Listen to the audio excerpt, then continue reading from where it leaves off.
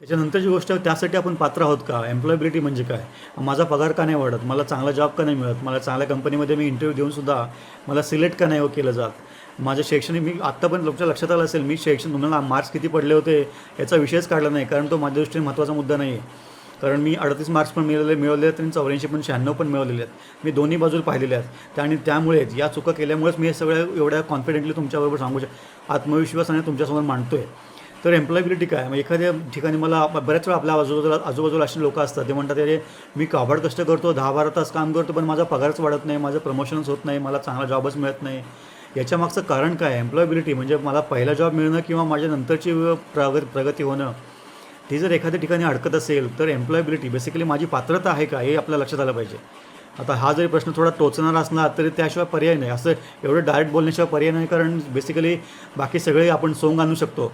पैशाचं आपण जसं म्हणतो पैशाचं सोंग आणता येत नाही, तसंच स्किल्स किंवा एम्प्लॉयबिलिटीचं सोंग पण आणता येत नाही. सुरुवातीला जरी एखादी आपण थातूरमातूर गप्पा गोष्टी मारून जरी आपलं सिलेक्शन झालं तरी आपण तिथे गेल्यानंतर एक्सपोज होतो, कारण आपल्याकडे ते स्किल नसतात, आपली पात्रता नसते.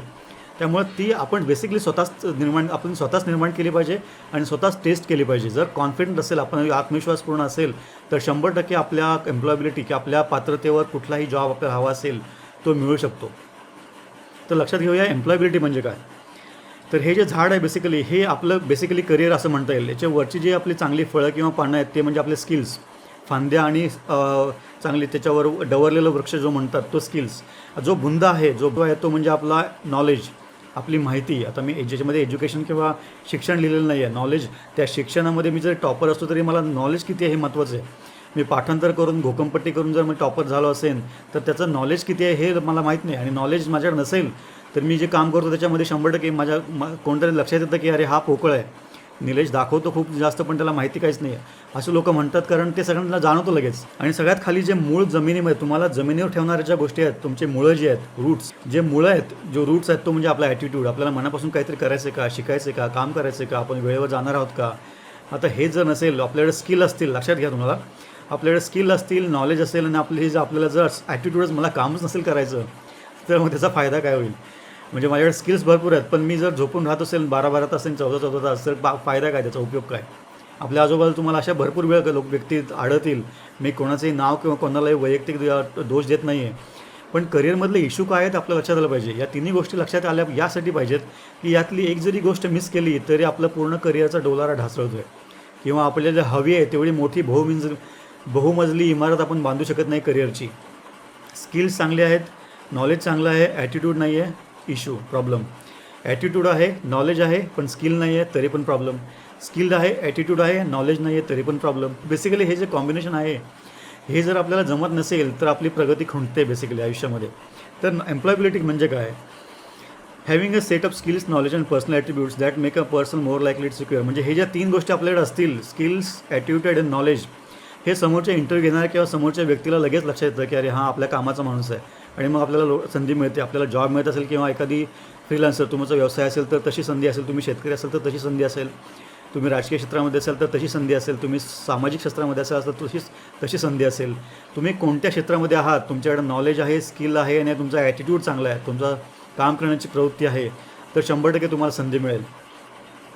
दुसरं, याच्यामध्ये महत्त्वाचे 4 प्रकार असतात, 4 पार्ट याच्यामध्ये महत्त्वाचे आहेत. पहिली गोष्ट म्हणजे एम्प्लॉयबिलिटी ॲसेट्स. तुमच्याकडे नॉलेज, स्किल्स आणि ॲटिट्यूड आपण पाहिलं ते आहे का. दुसरी गोष्ट, ते सगळं तुमच्याकडे आहे, स्किल्स आहेत, नॉलेज आहे, ॲटिट्यूड आहे, हे तुम्ही प्रत्यक्षात उतरू शकता का.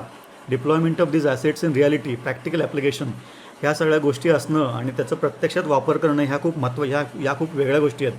तुमच्या लक्षात येत असेल की मी सुरुवातीला सांगितलं, काही लोकांच्याकडे स्किल आहे, काही लोकांच्याकडे नॉलेज आहे, काही लोकांच्याकडे ॲटिट्यूड आहे, काही लोकांच्याकडे 2च आहेत, काही लोकांच्याकडे 3 आहेत, आणि तरी पण ते यशस्वी होत नाहीत. कारण ते तुम्हाला प्रत्यक्षात उतरवता येतात का आयुष्यामध्ये, किंवा आपल्या कंपनीसाठी किंवा ज्यांच्यासाठी आपण काम करतो, मग ते स्वतःसाठी असो किंवा इतरांसाठी असो, ते जर काम करताना आपल्याला ते प्रत्यक्षात उतरवता येत नसतील तर मग त्याचा परिणाम होतच नाही, मग ते आपलं एम्प्लॉयबिलिटी नाहीच आपल्याकडे.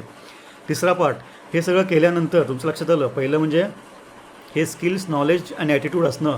दुसरी गोष्ट, त्याचा प्रत्यक्षात वापर करता येणं. तिसरी महत्त्वाची गोष्ट, जिथं आपण सगळे मागे पडतो, तिसरी महत्त्वाची गोष्ट म्हणजे ते योग्य व्यक्तींसमोर सादर करणं. तुमच्या लक्षात येईल, ऑफिसमध्ये आपण बऱ्याच गोष्टी मनापासून करतो अगदी, पण त्या आपण सांगत नाही कोणाला, कारण आपल्याला आपली बेसिकली महाराष्ट्रीयन लोकांची जनरली अशा एक आपली जडणघडण अशी असते की काम केलेलं कोणाला सांगायचं नाही.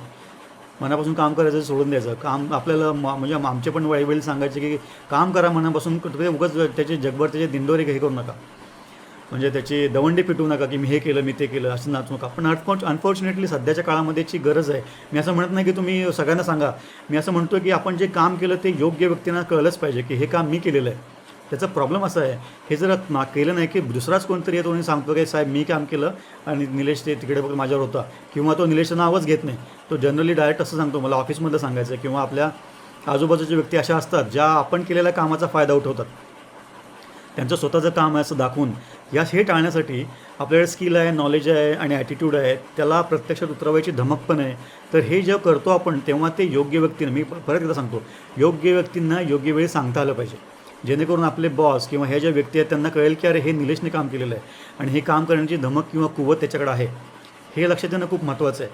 आणि चौथी महत्त्वाची गोष्ट, आपले हे सगळं करत असताना आपल्या आजूबाजूच्या ज्या घटना आहेत त्याच्यावर आपला कंट्रोल नसतो. मग ते आपलं कौटुंबिक पार्श्वभूमी असेल किंवा आपल्यावरच्या जबाबदारी असतील किंवा बाकीच्या गोष्टी असतील, इंडस्ट्रीमध्ये आपलं जे स्किल आहे, आपण जे काम करतो त्याला जर मागणीच नसेल तर आपण काय करू शकत नाही. मग अशावेळी काय करायचं? मग अशावेळी आपल्या स्किल्स रिलेटेड अजून काय करता येईल का, या गोष्टींची छाननी करणं, या गोष्टींचा अभ्यास करणं, ह्या सगळ्या गोष्टी खूप महत्त्वाच्या आहेत. कारण मला एवढंच येतं, माझ्याकडे एवढं स्किल आहे, मला याचंच नॉलेज आहे आणि माझा ॲटिट्यूड चांगला आहे, मला हे स्किल आणि हे नॉलेज मला प्रत्यक्षात उतरवता येतं आणि मला याच्यावरच जॉब मिळाला पाहिजे. आपण जर सुदैवी असू तर आणि मार्केटमध्ये त्याची डिमांड असेल तर 100% मिळेल. पण जर मार्केटमध्ये डिमांडच नसेल तर कसं होणार ते? तुम्ही आजूबाजूला बरेच बघितलं असेल, काही कंपनी खूप चांगलं प्रॉडक्ट असतं त्यांच्याकडे, किंवा काही व्यक्ती त्यांच्याकडे खूप चांगलं स्किल असतं, पण त्याला जर मार्केटमध्ये डिमांड नसेल, मॉनिटायझेशन म्हणतो आपण, पैसा बेसिकली, त्याचं आपल्याला काहीतरी मिळणार नसेल मोबदला, पैसा असेल किंवा सामाजिक प्रतिष्ठा असेल किंवा बाकीचं काय असेल किंवा मदत असेल, आर्थिक किंवा बाकीच्या स्वरूपातली मदत, त्याचं जर आपल्याला मॉनिटायझेशन करता येणार नसेल किंवा त्याचा जर मोबदला आपल्याला मिळणार नसेल आपल्या स्वतःची उपजीविका करण्यासाठी, आपल्या कुटुंबाची काळजी घेण्यासाठी, तर मग त्याचा फायदा होत नाही. ह्या सगळ्या गोष्टी आणि ह्या सगळ्या एकत्र येतं तेव्हा ती आपली एम्प्लॉयबिलिटी होते. ह्या सगळ्या गोष्टी एकत्र आल्यानंतर आपली प्रगती कोणीही थांबू शकत नाही. आपलं करिअर अक्षरशः सुपरचार्ज होतं. मी एकदा रिपीट करतो, आपलं स्किल्स, आपलं नॉलेज, आपलं ॲटिट्यूड हे बेसिक झालं, त्याला प्रत्यक्षात उतरवण्याची धमक, त्यानंतर हे सगळं प्रत्यक्षात उतरवल्यानंतर योग्य वेळी योग्य माणसांसमोर ते सादर करणं की हे मी केलेलं आहे, जेणेकरून त्याचा दुसरा कोणी गैरफायदा घेणार नाहीत. हे सगळं करत असताना बाकीच्या ज्या माझी पार्श्वभूमी आहे, माझं लिमिटेशन असतात काही ठिकाणी, त्याच्यावर मात करणं. त्याचबरोबर मार्केटमध्ये डिमांड नसेल तर त्यानुसार मला स्वतःला बदलता आलं पाहिजे. मी असं म्हणत नाही की तुम्ही आधी एखाद्या क्षेत्रामध्ये असाल तरी अचानक उडी मारून दुसऱ्या क्षेत्रामध्ये जा, असं नाही आहे. तुम्ही एखाद्या क्षेत्रामध्ये असाल तर ते क्षेत्र कम्प्लिटली डुबणं ही अशा गोष्टी होत नाहीत. एखादं प्रॉडक्ट असेल किंवा एखादी सर्व्हिस असेल त्याला कमी, आणि या गोष्टी आपल्याला आधी कळतात. आपले कान आणि डोळे उघडे पाहिजेत की आपण ज्या क्षेत्रामध्ये काम करतो त्याच्यामध्ये डिमांड हळूहळू कमी होते, त्यावेळी आपल्याला ते चेंज करता आलं पाहिजे. त्या क्षेत्राशी निगडीत नवीन ज्या संधी उपलब्ध होत आहेत त्यानुसार आपल्याला चेंज करता आलं पाहिजे. आणि याशिवाय आपण आपलं करिअर सुपरचार्ज करू शकत नाही. आणि हे करिअर बेसिकली हे आपले 30-40 वर्ष आपल्याला हे करायचं आहे. त्यामुळे या गोष्टी जाणून घेणं अतिशय महत्त्वाचं आहे.